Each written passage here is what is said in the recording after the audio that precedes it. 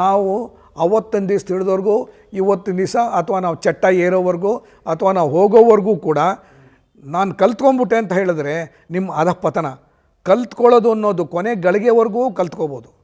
ಏನೋ ಒಂದು ಸಿನಿಮಾ ನೋಡ್ತೀರಾ, ಅದನ್ನು ನಾವು ಮಾಡೋಕ್ಕಾಗದೇ ಇದ್ದದ್ದು ಅವ್ನು ಮಾಡಿರ್ತಾನೆ, ಅದನ್ನು ನಾವು ಹೊಗಳ್ಬೇಕು, ಅದನ್ನು ಅಲ್ಲಿ ಕಲ್ತ್ಕೋತೀವಿ.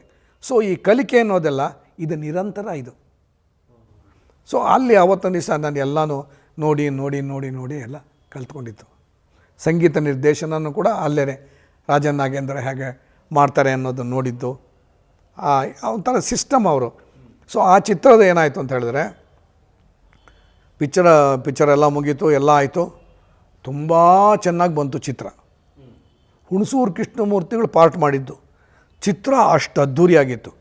ನೀವು ಒಂದು ಸ್ವಲ್ಪ ಯೋಚನೆ ಮಾಡಿ, ಆ ಚಿತ್ರ ರಾಜ್ಕುಮಾರ್ ಉದಯ್ ಕುಮಾರ್ ಏನಾದ್ರು ಪಾರ್ಟ್ ಮಾಡಿದರೆ ಇವತ್ತು ದಿವಸ ಅದು ಕನ್ನಡ ಚಿತ್ರರಂಗದಲ್ಲಿ ಒಂದು ದೊಡ್ಡ ಮೈಲಿಗಲ್ಲ ಆಗ್ತಿತ್ತು.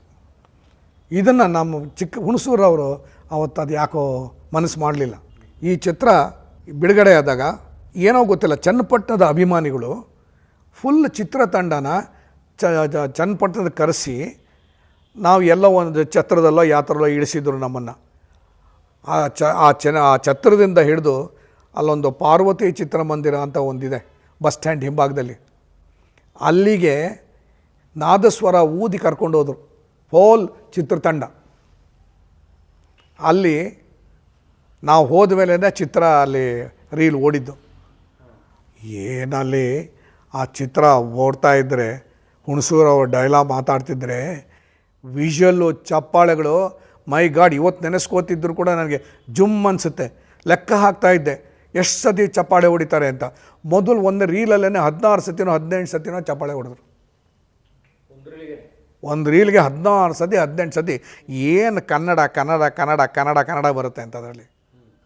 ಅಷ್ಟು ಇಷ್ಟು ರಾಜ್ಕುಮಾರ್ ಮಾತಾಡ್ಬಿಟ್ಟಿದ್ರೆ ವಾ ವಾ ವಾ ವಾ ವಾ ಬೇಡ. ಉದಯ್ ಕುಮಾರ್ ಮಾತಾಡ್ಬಿಟ್ಟಿದ್ರು ಕೂಡ ಅವರೊಂಥರ, ಅವ್ರದ್ದೊಂದು ಶೈಲಿ. ರಾಜ್ಕುಮಾರ್ ಸಾಫ್ಟು, ಉದಯ್ ಕುಮಾರ್ ಒಂಥರ ಸಿಂಹ ಅವನು. ಸೊ ಅಷ್ಟು ಚೆನ್ನಾಗಿರೋದು. ಬಟ್ ಚಿತ್ರ ಗೆತ್ತು, ಚಿತ್ರ ಓಡ್ತು. ಅಯ್ಯ ಅವತ್ತೊಂದು ದಿವಸಕ್ಕೆ ಅದು ಹಿಟ್ಟದು ನಮಗೆ ಲಾಭ ಸಂಗ್ ಕೊಡ್ತು, ಓವರ್ಫ್ಲೋ ಸಿಕ್ತು. ಇವತ್ತಿನ ದಿವಸ ಎಲ್ಲನೂ ಜಿಲ್ಲಾ ವ್ಯಾಪಾರ ಆಗೋಗ್ಬಿಡುತ್ತೆ ತಮ್ಮ.